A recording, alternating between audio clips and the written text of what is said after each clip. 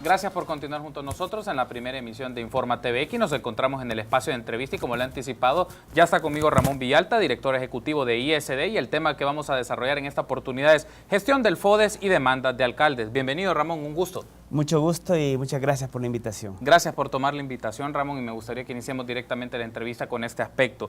En este tema se ha hablado en los últimos días, sobre todo que el gobierno no ha cumplido con su obligación de pagar o desembolsar los fondos FODES. Ya teníamos en la nota anterior, antes de irnos a la pausa, que el presidente de ISDEM ya mencionaba que se había hecho el desembolso por el mes de septiembre, pero el énfasis se ha hecho en esto, Ramón, y poco se ha hablado del uso que se hace del FODES, y me gustaría que hablemos sobre eso, particularmente por qué no se le presta tanto énfasis o tiene más relieve de que no se ha desembolsado estos fondos y el otro aspecto, ¿no? El uso que se le da al fondo FODES. Bueno, yo creo que en El Salvador hay un conocimiento popular respecto de la administración que se hace de los recursos en términos generales en el ámbito municipal. Muchos en los municipios conocen de la idea del diezmo, de la idea de la quinceañera, que son conceptos que se utilizan para referirse al porcentaje que distintos alcaldes obtienen a partir de las relaciones y las transacciones que hacen con distintos tipos de empresa, constructora o de prestación de algún servicio. El asunto en todo esto que ahora se está viviendo es que aun cuando hay una posibilidad de que la ciudadanía pueda acceder a información, los alcaldes son los que más limitan el acceso a la información por parte de la ciudadanía. Hay conocimiento popular, digamos, de niveles de enriquecimiento que pueden estar teniendo algunos alcaldes después de estar 6 años, 9 años en la gestión pública, y cuando solicitan información respecto de la administración, de los presupuestos, de los proyectos, de los procesos de licitación, etcétera, etcétera, hay amenazas a la ciudadanía del por qué están pidiendo esta información y de que no van a recibir beneficios. Entonces, no en todos los municipios hay posibilidades de determinar si efectivamente hay un grado de enriquecimiento ilícito a partir de la solicitud de información. Por ello es que en algunos casos nosotros lo que estamos orientando es a que la gente active la institucionalidad, que es lo que se ha hecho recientemente con el caso de Ataco y de Santa María, que los mismos concejales se quejan de que no reciben la información a partir de las actas, ¿no?, de lo que está sucediendo en las reuniones del Consejo Municipal. Y obviamente hay señalamientos de probablemente mal uso de los recursos, de un uso no apropiado de los recursos del FODES, de beneficio personal que puede estar habiendo los recursos del FODES, y que por lo tanto a quien corresponde investigar si efectivamente eso es o no es o se está dando un acto de carácter ilícito, pues corresponde a la Fiscalía. Pero realmente sobre esto muy difícil se puede determinar los montos, las cantidades de lo que pueda estar siendo mal utilizado en los municipios. Ya hablaremos un poco, Ramón, del seguimiento, de la gestión que se puede hacer del manejo de estos fondos, pero solo para darles un dato a ustedes, amigos y amigas que nos sintonizan en este momento, el monto de asignación de los fondos FODES para el año 2016 es de $348.999.305, los cuales se distribuyen por ciertos criterios que establece la ley del FODES. Y esto es, hablamos de un 8% del presupuesto general del Estado. Y aquí hay un aspecto interesante, Ramón, que es algo que creo que podríamos darle el seguimiento a la primera interrogante. ¿Existen mecanismos concretos o de algún tipo de evaluación en el manejo de los fondos y su utilidad según las realidades municipales? Porque claro, tú mencionabas, la falta de acceso a la información no nos permite concebir con claridad cómo están manejando algunos fondos, pero en algunas alcaldías hay unos procesos de trabajo un poco más depurados que permitan decir, la evaluación de esto, se evalúa esto y se puede ver mecanismos concretos para certificar que los millones o los cientos de miles que reciben alcaldías se están utilizando para lo que dispone la ley del FODES. Sí. Es complicado siempre, vaya, yo le digo, revise el sitio web de Usulután, no hay nada. Disposición de información respecto de esto en San Francisco Gotera, en La Unión, no hay absolutamente nada, que es información oficiosa que debería de estar disponible, pero el ciudadano cualquiera, común, corriente, no puede tener acceso a esta información pública, ¿verdad? Que es información oficiosa que por ley la deberían de tener disponible. Como decía, Guaymango es uno de los municipios en el occidente del país, en Aguachapán, donde la gente recibe amenaza cuando la ciudadanía va y pide información de los proyectos, del monto de cuánto se está gastando por parte del FODES en los proyectos, etcétera. Entonces, obviamente las personas no están teniendo, que es un poco la misma queja en el caso de Ataco, que es la misma queja en el caso de otros municipios, especialmente en el occidente, donde más se está repitiendo esta situación. Lo que es cierto es que hay una queja también en que se está utilizando mucho del dinero para los gastos corrientes y muy poco para la inversión pública, que es fundamentalmente para lo que está destinado el FODES. 80%, 75% del FODES como mínimo debería de estar destinado al desarrollo de obra de carácter pública para los municipios, y un 20% del monto debería de estar destinado para gastos corrientes, para gastos administrativos. Sin embargo, el problema es que esto no se está cumpliendo de forma debida. Hay obviamente otros factores que pueden ayudar a justificar, que puede ser comprensible, entendible por parte de algunos municipios, especialmente los más pequeños, los más pobres, que tienen poca capacidad de generar ingresos propios a partir de impuestos y de tasas. Digo, porque la actividad económica es tan débil que el nivel de ingreso va a ser bien limitado y dependen fundamentalmente de la transferencia a través del FODES. Ramón, ¿qué tanto también influye en esto que los fondos FODES con el paso del tiempo se ha ido estirando este dinero como si fuera un chicle para diversas cosas? Te lo planteo por esto. La ley del FODES es aprobada en 1988 y establece en su artículo 5 que su uso prioritario es en servicios y obras de infraestructura, áreas urbanas, área rural y proyectos dedicados a promover actividades económicas, sociales, culturales, deportivas, turísticas del municipio. Pero luego, en el año 2006 y 2012, se hacen ampliaciones y reformas a esta ley en donde se incorporan otras cosas, desde recolección y transporte de basura, pago de salarios, viáticos. Es decir, también este fondo se ha venido estirando de tal manera de que ese dinero se utilice para actividades que son corrientes, de actividades cotidianas y no para el fondo esto. También, ¿qué tanto ha influido mucho la dinámica de los partidos políticos de utilizar estos fondos para subsanar o subsistir las municipalidades y que puedan ir pagando el día con día y no para proyectos de inversión social ni de desarrollo social? Bueno, yo creo que desde la responsabilidad del desarrollo del país, obviamente el Estado sí tiene una responsabilidad de generar un mecanismo de transferencias a los municipios para garantizar el desarrollo económico y social.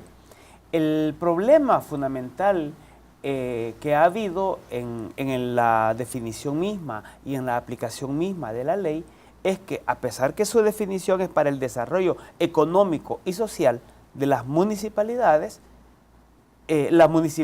se ven limitadas, inhabilitadas para invertir en el desarrollo económico. Es decir, que generar mecanismos, proyectos que potencien la dinámica productiva, económica del municipio, son proyectos que no se pueden financiar con el Fondo FODES, porque el Fondo FODES, a partir de las reglas de la misma Corte de Cuentas, lo orientan principalmente al desarrollo de obra comunitaria, de obra pública. Y ha habido, como usted señala muy bien, una tendencia partidaria, política partidaria, de que como lo que importa es ver a las personas como votos y no como sujetos de derechos, obviamente lo que importa es la obra en cuanto genera un mecanismo de venderse como candidato para poder obtener votos. Entonces, a mayor cantidad de obras, un candidato, un alcalde puede volver a ganar una municipalidad. Entonces, no importa el desarrollo del municipio como tal, sino que lo que importa es hacer determinada cantidad de obras para poderse ganar la voluntad de la población. No hay una visión planificada en los municipios. Es decir, si uno observa qué es lo que sucedió, por ejemplo, aquí estamos hablando de el FODES, que es una transferencia concreta, pero los municipios también han recibido recientemente, en los últimos 3, 4 años, un monto de más de 50 millones de dólares a partir del proyecto de fortalecimiento de gobiernos locales, el PFGL. Claro. Cuando uno ha hecho un análisis, por ejemplo, de esto, la orientación de la aplicación de estos fondos es que debe de partir de un criterio participativo y que sea la gente la que decida las obras. Esto busca responder de verdad al interés de la población. Pero cuando fuimos a revisar, el 70-75% de la obra impulsada, implementada con estos millones de dólares, habían sido fundamentalmente mejora de calles, calles vecinales, calles, cuando hay una orientación a que en términos de mejora los derechos humanos de la población hay que invertir en agua. ¿Qué es lo que sucede? Que hay un entendimiento entre muchas veces los alcaldes y los constructores y es mucho más fácil invertir en la calle porque se va a ver más rápida, pero también es más rápido el negocio. Mientras que los proyectos de agua que le van a satisfacer una necesidad humana a la población, hay que hacer estudios de viabilidad, etc. Tarda más. Y los mismos constructores dicen, señor alcalde, es que es más fácil la calle que el agua. Mejor métase a la calle. Entonces, la conclusión que nosotros sacábamos al hacer este estudio y este análisis es que efectivamente no se está pensando en garantizar la satisfacción de aquellos derechos desatendidos como lo es el agua en muchas comunidades, sino que lo que importa es seguir viendo a la población como sinónimo de voto y a partir de ahí invertir en una infraestructura que no siempre es la que está necesitando la población, porque el criterio de esto, como yo señalaba, era participativo. Sí. En muchos casos tenía que consultársele a la población. Y consultarle a la población es escuchar la opinión de lo que la gente quiere. Pero muchos de estos alcaldes lo que hicieron fue una aparentemente consulta y llegaban a decirle a la comunidad, aquí venimos a consultarle a ustedes si están de acuerdo que les construyamos la calle vecinal. Pues obviamente nadie le iba a decir que no al alcalde, ¿me explico? Es una manera aparentemente de generar participación, pero es una participación inducida, manipulada, en función de un interés predeterminado por la misma municipalidad. Esto obviamente lo que hace es que la inversión pública, tanto del FODES como de cualquier otro mecanismo a través del cual se le está haciendo llegar dinero a los municipios, no están correspondiendo con la visión de desarrollo que tenía la misma ley de desarrollo económico y social, la ley del FODES. La esencia, la filosofía de la ley no se está garantizando, no se está aplicando, porque se utiliza más con fines partidaristas, más con fines de obtener votos, más con fines de ganar adeptos y no con fines del desarrollo. Y por otro lado, se utiliza la misma ley para generar mecanismos de favorecer, de enriquecerse ilícitamente, de tirar más a resolver los problemas administrativos de la municipalidad que pensar en los problemas que exigen el desarrollo de los municipios. Tenemos que hacer una pausa, Ramón. Me gustaría que en el siguiente bloque toquemos un asunto importante también, las condiciones de endeudamiento que tienen las municipalidades y la capacidad que tiene el FODES. Otras maneras, por ejemplo, siempre se habla del famoso impuesto predial que puedan disponer los gobiernos locales como una manera de tener financiamiento para echar a andar obras de desarrollo local. Permítanos una pausa, continuamos con más en el espacio de entrevista de Informa TVX.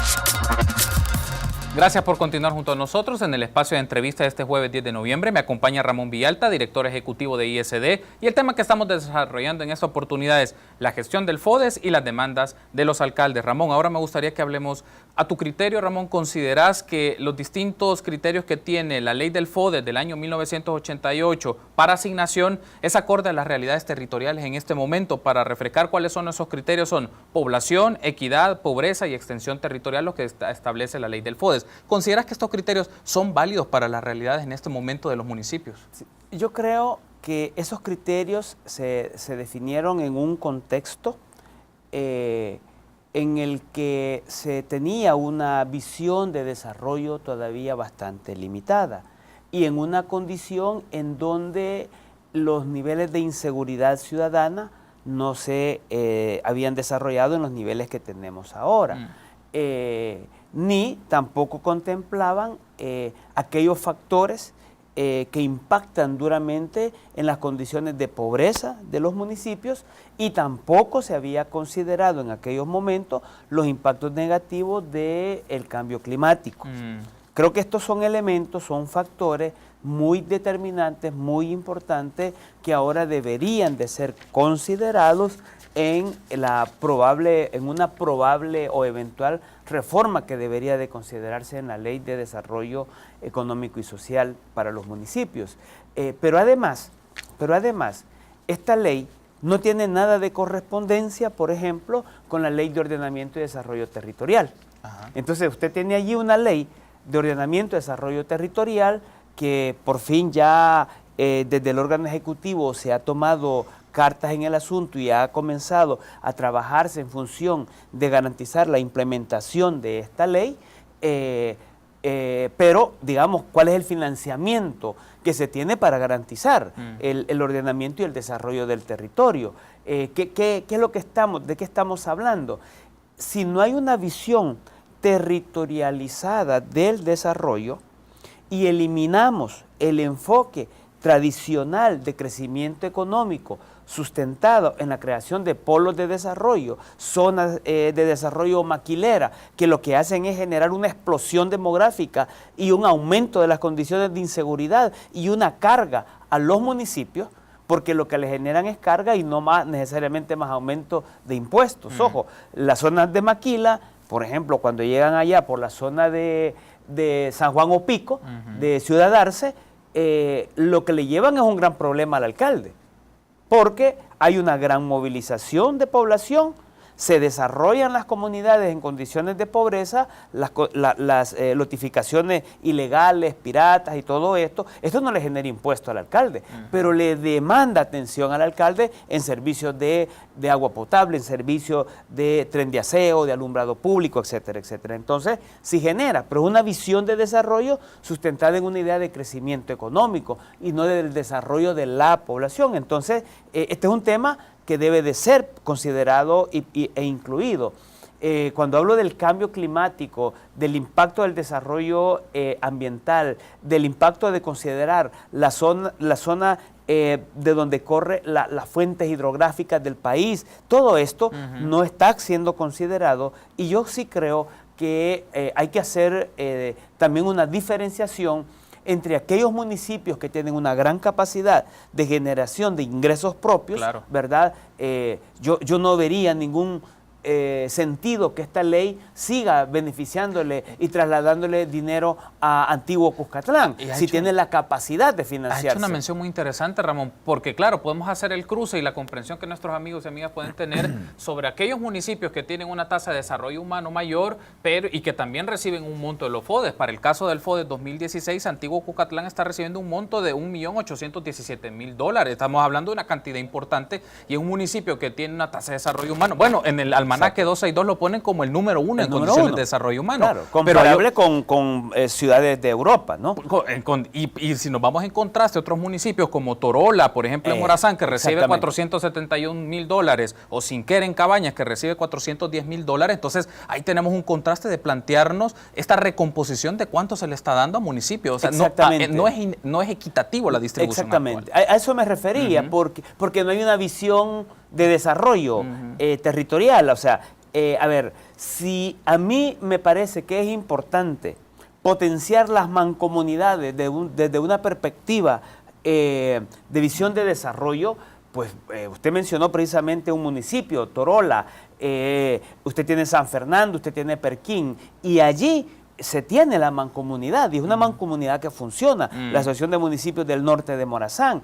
Si la lógica fuera pensar en el desarrollo del territorio, allá hay producción cafetalera, allá hay mujeres productoras de distintos tipos de artesanía. Allí tiene usted las comunidades indígenas produciendo todavía el barro, la olla negra y todo esto, que pudiera ser productos todavía de mucha capacidad productiva del territorio, pero no hay una visión de aprovechar las capacidades productivas de los territorios, potenciar la visión del desarrollo desde los municipios mismos y de los mecanismos de asociatividad municipal que hay, y entonces esto lo que hace es que hay una distribución viendo a los municipios de manera individual con esos criterios de población, de territorio. Obviamente, usted me dice, pero no es comparable Sinquera con antiguo Cuscatlán. Por supuesto que no. Poblacionalmente es mucho más pequeño, territorialmente es mucho más pequeño, pero vinculando Sinquera con los demás municipios de la zona, Hilo Vasco, etcétera, probablemente se pudiera generar una condición de vida totalmente distinto. Si usted compara el nivel de pobreza que tiene Sinquera y el nivel de riqueza con que vive el antiguo Cuscatlán, pues obviamente hay una gran diferencia. ¿En dónde deberíamos de apostar más? Creo que este enfoque, pero decía, es un enfoque que está viendo al municipio todavía de manera individualizado y no un enfoque de desarrollo del territorio. Por eso insistía en la vinculación con la Ley de Ordenamiento y Desarrollo Territorial, incluía los otros criterios que tienen que ver con el impacto del cambio climático, porque también esto habría que verlo, ¿verdad? No es lo mismo invertir en el corredor seco de la zona costera del país, que se ve afectado tradicionalmente por sequías y por inundaciones, y en donde no se está haciendo una inversión para garantizarle infraestructura a la población que cultiva la tierra, y no se le genera mecanismos de garantía, de seguridad o de seguros ante la pérdida de la producción. Entonces yo creo que todo esto no se considera, y ahí sí debe de tenerse una nueva visión de desarrollo del país. ¿Cuál es su valoración del rol del ISDEM, Ramón, del Instituto Salvadoreño de Desarrollo Municipal? Sabemos que su tarea principal es gestionar y brindar los fondos que el gobierno central le da a los gobiernos locales, pero a tu criterio, ¿cómo valoras el trabajo del ISDEM? ¿Podría ser mucho más participativo, más activo o propositivo en el tema de replantearse el diseño del FODES y la implementación y el uso del mismo? ¿Cómo lo valoras? Yo creo que sí. El ISDEN ha jugado un papel importante, tiene limitaciones porque obviamente no es una suprainstitución municipal, ¿verdad? La institucionalidad debe de garantizar el respeto de la autonomía municipal, y eso obviamente le limita y no tiene todo el poder ni toda la autoridad para poder dictar una serie de medidas que podrían ser incluidas. Y obviamente muchas de las acciones terminan dependiendo de la voluntad misma que las alcaldías plantean. Las escuelas de formación que ha tenido y que ha llevado adelante el ISDEN han sido buenas, pero muy poco, por ejemplo, el ISDEN ha podido hacer en materia de garantizar el derecho de acceso a la información. En las municipalidades, yo recientemente hemos estado haciendo un estudio y cada alcalde que llega cambia al oficial de información, por ejemplo. Quita a personal que ya puede tener un buen año y que pudo haber tenido una experiencia desarrollada.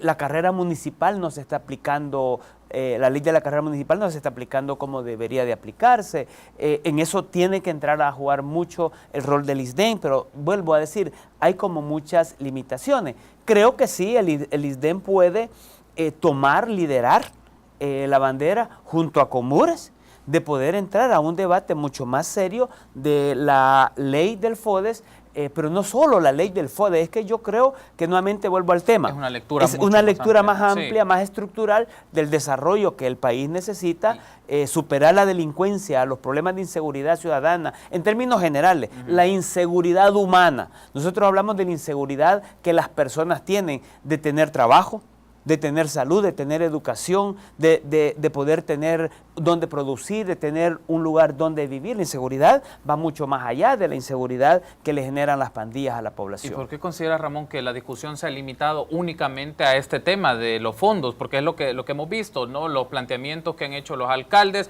es: no nos están dando los fondos, el desembolso estaba retrasado desde agosto, ahora ya se ha pagado septiembre, hacemos movilizaciones y expresiones, cerramos calles, pero la discusión se queda en esa superficie. ¿Pero por qué se ha quedado en ese nivel tan pobre? Yo creo que, nuevamente, porque la visión es muy partidarizada, ¿verdad? La visión es muy utilitaria, ¿verdad? La visión todavía corresponde a esa cultura tradicional, autoritaria, y en donde además yo vengo a pedir y el Estado me tiene que dar, ¿verdad? Es una cultura que no favorece en nada la calidad de desarrollo de las personas. Y obviamente lo que importa es detener el tráfico y hagamos la bulla y hagamos la presión. Cuando lo que en el debate del país, lo que hay es algo más que la entrega del FODES a los alcaldes. Si bien ellos lo tienen, es cierto, pero el debate aquí es tributario. El debate aquí es de la política fiscal. Y los alcaldes lo deben de entender muy bien. Y yo creo que muchos alcaldes que tienen problemas en la recolección de sus tributos lo entenderán mejor. Aquí el tema no solo es si Arena se opone a dar los préstamos, es si Arena se opone a las reglas, a todas aquellas reglas orientadas a la eliminación de la evasión y de los beneficios que genera la elusión.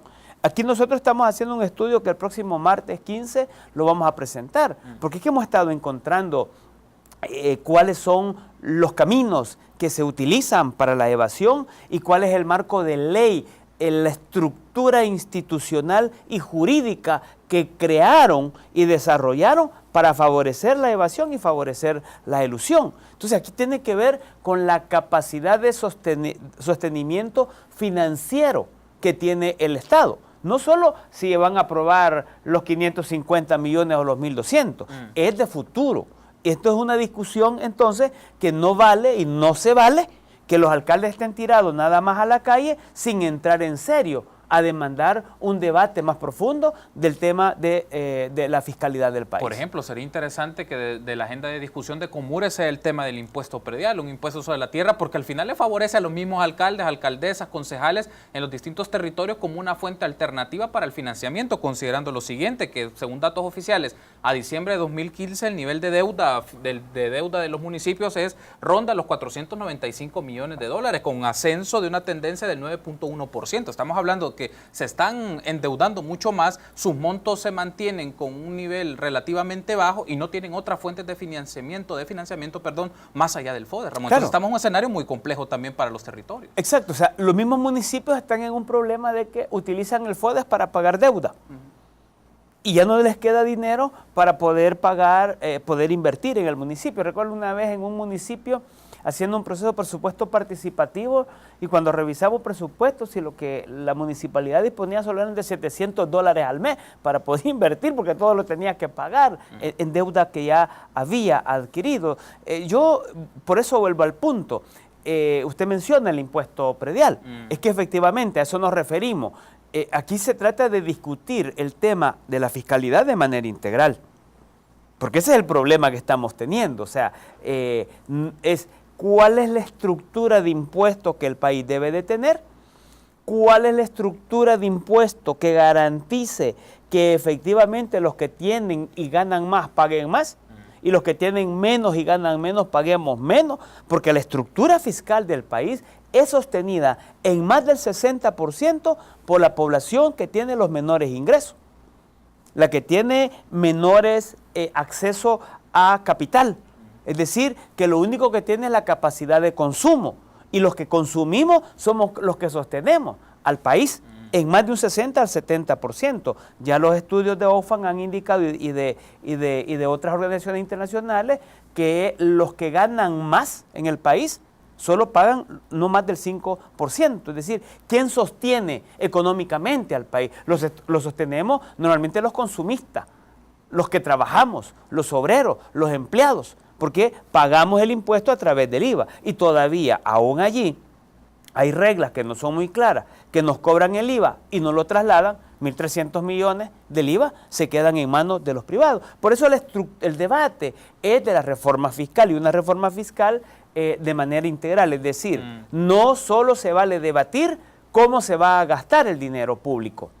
Aquí hay que discutir cómo se va a garantizar el ingreso público. Y esto es entonces cuál es la estructura de impuestos, por un lado. Y por otro, las reglas con que se va a controlar que efectivamente se paguen los impuestos y se cobren los impuestos, ¿verdad? Desde esta perspectiva implica, van a haber reglas para evitar que los empresarios sigan creando empresas offshore en paraísos fiscales, que estén sacando los capitales para evitarse el pago de los impuestos en el país. Se va a crear reglas para evitar que los conglomerados empresariales, los grupos de empresas se trasladen pérdidas Sí. o uno sostenga las pérdidas aparentes de las otras empresas para disminuir aparentemente utilidades y disminuir los impuestos que deben de pagar. Es que de eso es lo que estamos hablando. El impuesto predial, ¿a quién va a afectar más? ¿Al más pobre? No, porque el más pobre, si acaso tiene un arrendamiento chiquito, Sí. pero el que tiene una finca, ese tendrá que pagarle a la municipalidad. Yo creo que ahí es donde está el asunto.